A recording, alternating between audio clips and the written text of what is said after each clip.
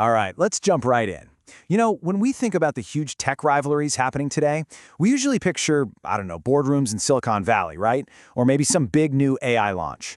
But what if I told you the real starting pistol for the massive fight over AI and green energy was actually fired more than 10 years ago? And not by some tech CEO, but by a single fishing boat. It sounds like a crazy question, doesn't it? But it's right at the heart of this new tech Cold War. So, in this explainer, we're going to connect the dots from a pretty obscure island dispute all the way to the very device you're watching this on right now. We'll see how one single event totally reshaped the global race for tech supremacy. So our story kicks off in 2010.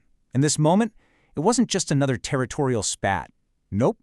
It was a signal of a massive shift in global power. A shift from a world that runs on oil to one that's driven by information, by data, and by a group of 17 little-known elements that would soon become the most important resource of the entire 21st century. So here's the play-by-play.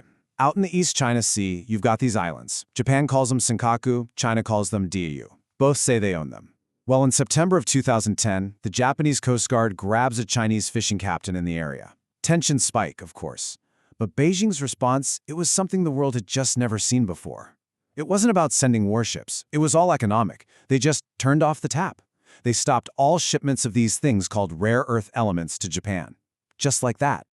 And wow, this sent a shockwave across the entire globe. All of a sudden, every major economy had this terrifying light bulb moment.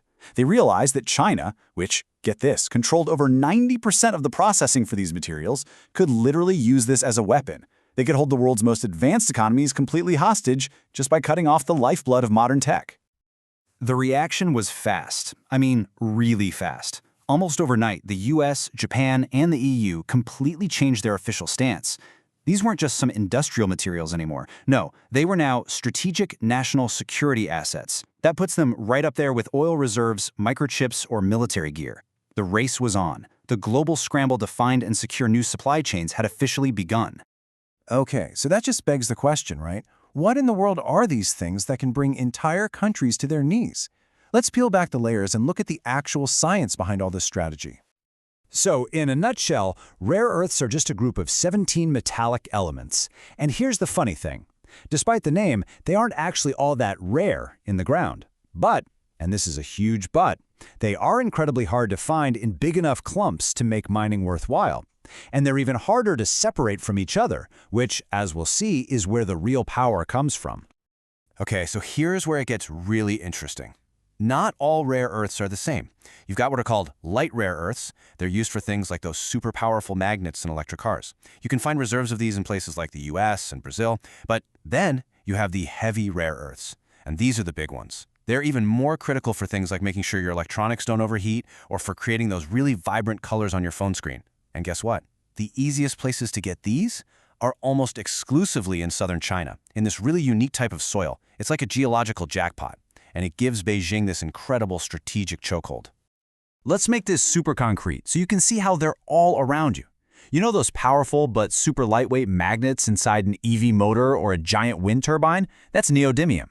Those brilliant bright reds and greens on your phone or your TV screen, you can think europium and terbium for that. And maybe the most important one for our future, the very backbone of the internet and those huge data centers training our AI, that all relies on erbium, which amplifies light signals in fiber optic cables. See, they're literally everywhere. So you might be thinking, wait, if other countries have these elements in the ground, why is China so dominant? Well, the answer isn't about what you can dig up. It's about what you do with it after you dig it up. The real power is all in the refining. Just look at this chart. It shows you the stark reality back around 2010. It really didn't matter who was mining the raw ore. Why? Because China controlled a mind-boggling 90% of the processing. That means every country, the US included, had to ship their raw materials to China just to get them turned into something they could actually use. It was a total monopoly. So here's the main takeaway, the thing you have to remember. Mining is one thing. Lots of places can do it. But refining, that's the real game changer. It is a crazy complex, multi-stage chemical process. It's tough, it's expensive, and frankly, it's often a really dirty business environmentally, with acids and toxic waste. And for decades, while other countries were happy to send that dirty work overseas, China was investing big time in mastering it. That is the real source of their strategic control. So 2010 was the wake-up call for the entire world. But the race that started back then, it didn't slow down. Not at all. It hit the accelerator. A perfect storm of new tech and political tension has made controlling rare earths more important than ever. I mean, just look at this timeline. Right after the 2010 crisis, you get the AI explosion. That demands huge data centers full of fiber optics, which need erbium. Then the green energy transition goes into overdrive, and suddenly we need millions of tons of neodymium magnets for EVs and wind turbines. And to top it all off, the US-China trade war basically throws gasoline on the fire, pushing both sides to try and become totally self-sufficient in their tech. So what's pushing all of this? It's kind of a fascinating paradox when you think about it. On one hand, you have this really noble goal of building a green, sustainable future for our planet. And on the other hand, you have this relentless, capitalist drive for efficiency, making everything smaller, faster, more powerful. And as it turns out, these two huge, powerful forces, they both depend on the exact same 17 elements. And that brings us to where we are right now, and to a really fundamental question about what our future is going to look like. This intense competition has put the whole world at a crossroads, with two very, very different paths ahead of us. So what are those two paths? Well, path number one could actually lead to a more balanced, a multipolar world where no single country calls all the shots.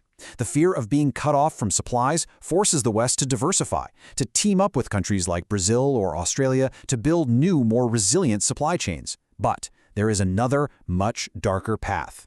The fear of being locked out of the future, of being left behind in AI, could lead to an escalating fight for total, hegemonic control. A world where different blocs fight for dominance, sparking worse trade wars, and who knows, maybe even real military conflict. And so that's where we'll leave it, with this one critical question. Is this whole fight over tiny amounts of 17 different metals going to force us to work together and build a more stable world? Or is it going to push us into an all-out war for technological and economic supremacy? The answer is being written as we speak, and to think, it all started with a single fishing boat in the East China Sea.